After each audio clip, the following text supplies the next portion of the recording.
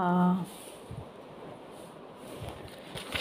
Gurur Brahma, Gurur Vishnu, Guru Devo Maheshwarah, Guru Sakshat Parabrahma, Tasmai Sree Gurave Namaha.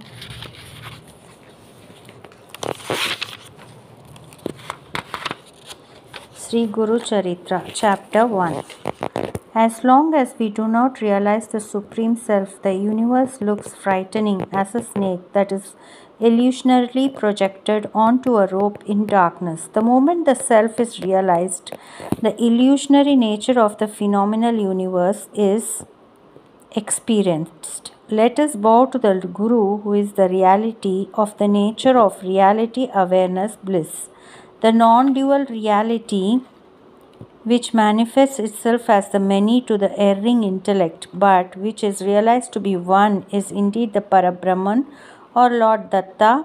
Is it the one who, in his mercy, manifested himself as Lord Datta, the son of sage Atri and Anusuya, to enable his devotees Kartavir Arjuna and King Yadu to realize the Self. He again manifested himself as Sri Pada, Sri Vallabha and Sri Narsimha Saraswati to uplift his devotees. Even now he responds to the call of his loving mortals at the confluence of the rivers Krishna and Bhima, and has been perpetuating his mission. The one self who manifested himself as the multiple universe and entered its form is Lord Datta himself. He can be realized through jnana or knowledge. Those who transcend the duality of likes and dislikes born of sensory experience of objects through the power of discrimination get liberated from the stranglehold of ignorance. To such a one, only the Supreme Lord is the object of love. It is for the sake of such discriminating ones that the Lord assumes the sporting form of a human being. In every age, he thus manifests himself and restores righteousness through the adherence to his own duties enjoined by the scriptures, and then shuffles off his form. In this cosmic cycle of the day of Brahman, 28 cycles of the 4 yugas, cosmic epochs, had passed in the Svetavaraha Kalpa. Having known that even the cosmic deities become unresponsive in this wicked age of Kali, he again manifested himself. He exists in the subtle form of a renunciate sage, manifesting his miraculous and divine sports at the confluence of rivers Krishna and Amar Raja. The glory of this manifestation of the divine is indescribable.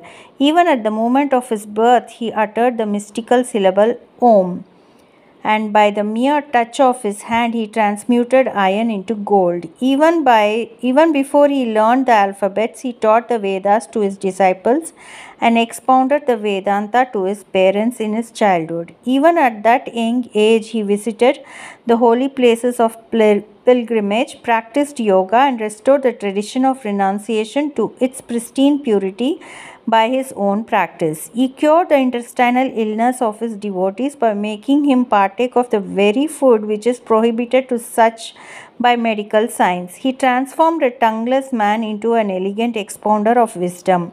He terminated the poverty of a Brahmin by his mere blessing, and he enabled him to visit 3 holy places at the wink of an eye. He revived the dead, made a barren cow yield milk. He conferred the vision of his cosmic form on his devotees Trivikrama and humbled the pride of the learned. He made a devotee of the low caste recite the Veda by his mere blessings. He terminated the widowhood of a lady and expounded the subtleties of karma yoga to a devotee. He made a withered twig grow into a tree, blessed a barren woman with offsprings by his mere look. He cured one of leprosy.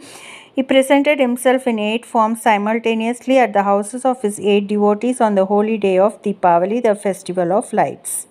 He transformed a farm that was prematurely harvested into one of plentiful yield. He performed and has been performing such miracles. It may be possible to count the stars in the sky, the grain of sand on earth, and the drops of water in the ocean, but not the infinite divine attributes of the Lord. Though he is the spirit without any form, he miraculously assumes a form and enters his devotee's heart through the gateway of his hearings and cleans his heart and liberates him in this very life from ignorance. The devotee who has transcended the dualism of joy and sorrow, whether he is free from his body or not, will surely attain perfection the moment he works out the store of his karma called prarabdha. This is a truth which cannot be understood by those who do not bask in the association with the will and who are thus blinded by the force of their infatuation and preoccupation with sensory pleasures. Those who lead their life according to the form of righteousness that is enjoined by the scriptures in accordance with their innate tendencies, and those who have faith and devotion in the deities and saints, and those who thus ever live in the light of their discrimination, are free from the false sense of agency in action and free from the cravings for the truth of their actions, and are true renunciates who attain both divine security and life and liberation afterwards. Having listened to such a noble and glorious account of the manifestation of Sri Guru, a Brahmin by name Namadaraka Sharma, who, disillusioned with the cravings of mundane existence, ever lived devoting all his life to the contemplation and glorification of the noble qualities of the Guru, arrived at the confluence of rivers Bhima and Amar Raja. Thereby he realized the Lord, with the single object of directly contacting the divine self of the Guru.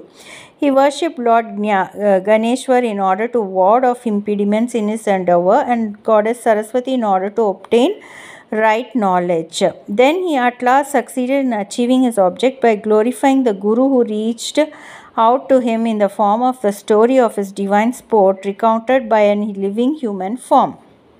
Namadaraka glorified the divinity of Sri Guru thus: O all-knowing one, don't you know me? O witness of the whole universe, don't you see me? O all-pervading one, don't you hear my cry? Or even though you have heard me, do you choose to ignore? If you know what I am, why does my despair still persist? If you have listened to my cries, why does my misery persist? In case you ignore me, is it proper for you to ignore your devotee? It is not proper for you to mean that I should resort to some other deity, for you are the one spirit and Lord of all deities. Moreover, you are our ancestral deity. How could I leave you and seek the protection of some other deity? I know that you are my Lord. Or you being the supreme, do you ignore me because I am but one among thy myriad creatures? Just as the king is known to all his subjects, but he does not know every one of them individually. This may be possible in the case of little knowing mortal of a king, but it cannot be so in your case, for, O Lord, you are all-knowing. If you say that you would grace me in return for my service or through offering of charity, is it not proper? He who does good only in return for some service cannot be a true giver. Such a one is indeed a selfish giver. Just as the sun affords light and the Lord of clouds showers rain without expecting any return, you have bestowed your grace on sage Dhruva and Vibhishana and bestowed the highest spiritual state on them. In a similar fashion, may you bestow on me your blessed vision. The 9 types of treasures, the 8 supernatural powers are your servants. Can you need anything? What is it that I can offer you? You are ever full. What can I do for you? Even ordinary kings on earth even protect their servants. O you, sustainer of the whole universe, you have already received my worship. Why do you ignore me, O Lord of all deities? Are you pained at some failing of mine? It is not proper for you, who is the abode of grace, to be so. Even a human mother does not mind if a child kicks her with its feet. Always the one and the other of the human parents ever protect their children. You are the father and the mother of the whole creation. If you, who is my father and mother, are not merciful to me, I am helpless. It is not proper for you to say that you have withheld your mercy from me owing to my failings. For all my actions are prompted by ignorance. Such is my innate nature. I am doomed to do all those things which I condemn as bad. Do you say that I should undo them by the contrary righteous actions? If most of my actions are holy and only a few of them are unholy, it is possible for me to rectify them through prayachita, penitentiary actions. Indeed, even such penitentiary actions are afraid of me, even as a cow is afraid of a tiger.